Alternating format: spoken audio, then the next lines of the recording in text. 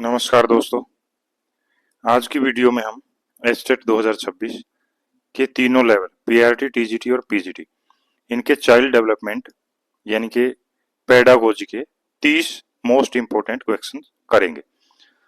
ये जो प्रश्न है काफी इम्पोर्टेंट रहने वाले हैं एस्टेट के लिए, तो वीडियो को लास्ट तक जरूर देखें। आज का हमारा पहला प्रश्न है, निम्न में से कौन सी एक बालक की मनोगत्यात्मक गतिविधि नहीं है? तो इसमें हमारा जो राइट ऑप्शन होगा वो 4 है, सोचना। प्रश्न नंबर 2 है, कोलबर्ग के अनुसार वह स्तर जिसमें बालक की नैतिक दंड के भय से नियंत्रित रहती है क्या कहलाता है? तो इसमें हमारा जो राइट ऑप्शन होगा वो ऑप्शन फर्स्ट, पूर्व नैतिक अवस्था इसको कहा जाता है, जिसमें बालक नैतिक दंड से भयभीत होता है। प्रश्न नंबर 3 है, निचली कक्षाओं में शिक्षण की खेल विधि जिस पर आधारित है वह है, यानी कि छोटी कक्षाओं में जो शिक्षण की खेल विधि है वो किस पर आधारित होती है? तो इसमें हमारा राइट ऑप्शन होगा 3, यानी विकास और वृद्धि के मनोवैज्ञानिक सिद्धांत पर यह खेल विधि आधारित होती है। प्रश्न नंबर 4 है, निम्न में से कौन सा कथन सही नहीं है? यहाँ पर 4 कथन दिए गए हैं, एक इनमें से सही नहीं है, वो हमें बताना है।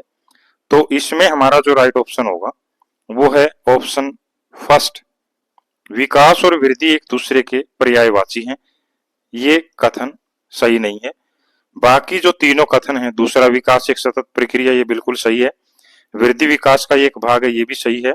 और चौथा विकास कार्यक्षमता, कार्यकुशलता और व्यवहार में आने वाले गुणात्मक परिवर्तनों को प्रकट करता है, ये भी सही है। प्रश्न नंबर 5 है, शिक्षा बच्चों की सहायक होती है उनके, यानी कि जो शिक्षा है वो बच्चों में किसके लिए सहायक होती है? तो इसमें हमारा राइट ऑप्शन 3 होगा, सर्वांगीण विकास में शिक्षा सहायक होती है। प्रश्न नंबर 6 है, निम्न में से कौन सा बालक के मानसिक स्वास्थ्य पर प्रभाव डालने वाला कारक नहीं है? तो इनमें से कौन सा कारक जो है वो बालक के मानसिक स्वास्थ्य पर प्रभाव डालने वाला कारक नहीं है? तो इसमें हमारा जो राइट ऑप्शन होगा वो सेकंड होगा, कक्षा में नींद में आना। ये जो है ये मानसिक स्वास्थ्य को प्रभावित करने वाला कारक नहीं है। परिवार में गरीबी, स्नेह का अभाव और पारिवारिक कलेश, ये तीनों मानसिक स्वास्थ्य पर बालक के बुरा प्रभाव डालते हैं। प्रश्न नंबर 7 है, निम्न में से अधिगम संबंधी कौन सा कथन सही नहीं है?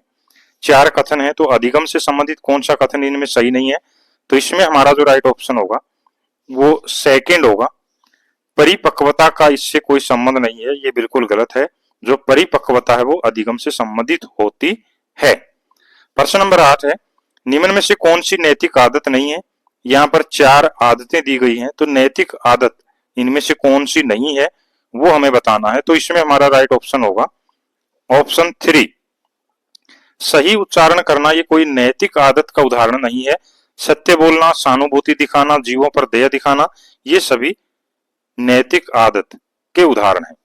प्रश्न नंबर 9 है, बाल्यकाल खालिस्तान होता है, यानी कि बाल्यकाल की जो अवस्था है वो उसका जो कार्यकाल है, समय है, वो कितना होता है? तो इसमें हमारा राइट ऑप्शन होगा 3।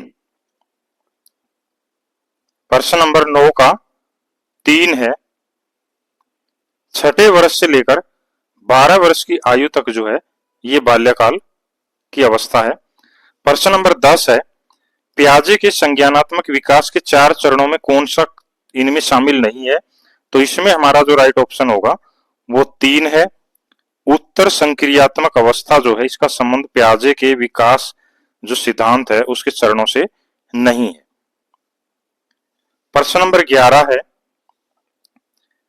शिक्षण सबसे अधिक प्रभावी होता है जब, तो कब जो है शिक्षण सबसे अधिक प्रभावित होता है वो हमें बताना है। इसमें हमारा राइट ऑप्शन होगा 11 का ऑप्शन 3, विद्यार्थियों को उनके मानसिक स्तर के अनुरूप शिक्षा दी जाए तभी शिक्षण जो है सबसे अधिक प्रभावी माना जाता है। प्रश्न नंबर 12 है, सामान्य परिपक्वता से पहले प्रशिक्षित करना पराय, तो ये परिपक्वता से पहले प्रशिक्षित करना जो है क्यों जरूरी है? इसमें हमारा जो राइट ऑप्शन होगा वो ऑप्शन 4 है। प्रशिक्षण हेतु उपयोग में ली गई विधि पर निर्भर करते हुए लाभकारी या हानिकारक होता है, उसका हमें इससे पता चलता है। प्रश्न नंबर 13, निम्न में से किस कारक का सीखने पर सबसे कम प्रभाव पड़ता है?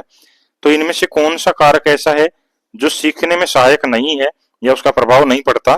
तो इसमें हमारा जो राइट ऑप्शन होगा वो 4 होगा। लिंग भेद का सीखने से कोई संबंध नहीं है, थकान, आयु, रोग इसमें सम्मिलित है। प्रश्न नंबर 14 है, निम्न में से बौद्धिक वातावरण को प्रभावित करने वाले सबसे महत्वपूर्ण कारक कौन सा है? तो इसमें हमारा राइट ऑप्शन होगा ऑप्शन फर्स्ट, विद्यालय का वातावरण। जो विद्यालय का वातावरण है वो हमारे बौद्धिक वातावरण को प्रभावित करने वाला सबसे महत्वपूर्ण कारक माना जाता है। प्रश्न नंबर 15 है, विद्यार्थियों को विद्यालय में खेल क्यों खेलने चाहिए? तो विद्यार्थियों के लिए विद्यालय में खेल क्यों जरूरी है? इसमें हमारा राइट ऑप्शन 4 होगा। यह सहयोग एवं शारीरिक संतुलन विकास में सहायक होता है, इसलिए विद्यालय में खेल जरूरी है। प्रश्न नंबर 16 है, निम्न में से कौन सा लक्षण बहुमुखी व्यक्तित्व का नहीं है? जो बहुमुखी व्यक्तित्व है उसकी विशेषता इसमें नहीं है, वो बताना है। तो इसमें हमारा राइट ऑप्शन होगा ऑप्शन 4, दिवा संपन्न देखने वाला इसमें शामिल नहीं है। प्रश्न नंबर 17 है, निम्न में से कौन सी अभिव्यक्ति की विशेषता नहीं है? तो अभिव्यक्ति की विशेषताएं दी गई हैं, कौन सी इसमें नहीं है? तो इसमें हमारा राइट ऑप्शन 3 होगा। ये अस्थायी होती है, तो ये गलत है, ये स्थायी होती है। प्रश्न नंबर 18 है, उपचारात्मक विधि का प्रयोग जिनके लिए किया जाता है वे हैं। तो जो उपचारात्मक विधि होती है उसका प्रयोग कैसे बच्चों के लिए किया जाता है? तो इसमें हमारा राइट ऑप्शन सेकंड होगा। समस्यात्मक जो बच्चे होते हैं उनके लिए उपचारात्मक विधि का प्रयोग किया जाता है। प्रश्न नंबर 19 है, निम्न में से कौन सा प्रश्नावली विधि का दोष नहीं है? जो प्रश्नावली विधि है उसके दोष इसमें दिए गए हैं, तो कौन सा उसमें शामिल नहीं है वो हमें बताना है। इसमें हमारा राइट ऑप्शन सेकंड होगा। इस विधि से अनेक व्यक्तियों के विचार जाने जा सकते हैं, ये इसमें दोष नहीं है बल्कि ये इसकी विशेषता है। प्रश्न नंबर 20 है, एक बालक कक्षा में सीखे गए गणित का उपयोग किसी अन्य विषय के प्रश्न को हल करने में करता है, तो ये कौन सा स्थानांतरण होता है अधिगम का? तो इसमें हमारा जो राइट ऑप्शन होगा वो होगा ऑप्शन फर्स्ट, ये अधिगम का सकारात्मक स्थानांतरण यानी कि पॉजिटिव ट्रांसफर कहलाता है। प्रश्न नंबर 21 है, बच्चों के संज्ञानात्मक विकास को सबसे अच्छे तरीके से कहां परिभाषित किया जा सकता है? तो इसमें हमारा जो राइट ऑप्शन होगा वो है 4, विद्यालय एवं कक्षा में सबसे अच्छे तरीके से परिभाषित हम कर सकते हैं। प्रश्न नंबर 22 है, निम्न में से कौन सा कारक बच्चे के संवेगात्मक विकास का सबसे कम प्रभावित करने वाला है? तो जो संवेगात्मक विकास है उसको सबसे कम प्रभावित करने वाला कारक हमें बताना है। तो इसमें हमारा राइट ऑप्शन सेकंड होगा। आर्थिक स्थिति जो है वो सबसे कम प्रभावित करती है, परिवार, स्वास्थ्य और खेलकूद ये सबसे ज्यादा प्रभावित करते हैं। प्रश्न नंबर 23 है, कक्षा 3 के विद्यार्थियों के लिए निम्न में से शिक्षण का सबसे अच्छा तरीका कौन सा होगा? तो कौन सी विधि कक्षा 3 के लिए सबसे उपयोगी मानी जाती है? इसमें हमारा राइट ऑप्शन 4 होगा। सृजनात्मक क्रियाकलाप विधि जो है ये सबसे महत्वपूर्ण होती है। प्रश्न नंबर 24 है, निम्न में से किस क्षेत्र में एनसीईआरटी मनोविज्ञान का प्रयोग कर रहा है? तो एनसीईआरटी किस क्षेत्र में मनोविज्ञान का प्रयोग करता है? तो इसमें हमारा राइट ऑप्शन होगा ऑप्शन फर्स्ट, पाठ्य पुस्तकों का निर्माण करने में एनसीईआरटी मनोविज्ञान का प्रयोग करता है। प्रश्न नंबर 25 है, पियाजे के अनुसार विकास की प्रथम अवस्था जन्म से 2 वर्ष तक में बच्चा अधिक उपयुक्त प्रकार से जिसके द्वारा सीखता हुआ है कौन सी है? तो इसमें हमारा जो राइट ऑप्शन होगा वो है फर्स्ट, इंद्रियों के प्रयोग द्वारा। यानी कि जन्म से 2 वर्ष तक जो पियाजे के अनुसार विकास की प्रथम अवस्था है उसमें इंद्रियों के प्रयोग द्वारा बच्चा सबसे ज्यादा सीखता है। प्रश्न नंबर 26 है, निम्न में से कौन सा विकल्प शिक्षा मनोविज्ञान की एक सीमा है? तो शिक्षा मनोविज्ञान की एक सीमा इसमें से हमें बताना है। तो इसमें हमारा राइट ऑप्शन होगा 4, वैयक्तिक विभिन्नताओं की समस्या, ये एक सीमा है। प्रश्न नंबर 27 है, एक बालक की संज्ञानात्मक शक्तियां जैसे कल्पना शक्ति, बुद्धि, निर्णय लेने की क्षमता आदि का संबंध है बालक के। तो ये बालक के कौन से विकास से संबंधित क्रियाएं हैं? इसमें हमारा राइट ऑप्शन होगा 4, ये मानसिक विकास से संबंधित शक्तियां हैं। प्रश्न नंबर 28 है, केस अध्ययन विधि यानी कि केस स्टडी जो है उसके बारे में कौन सा सही नहीं है?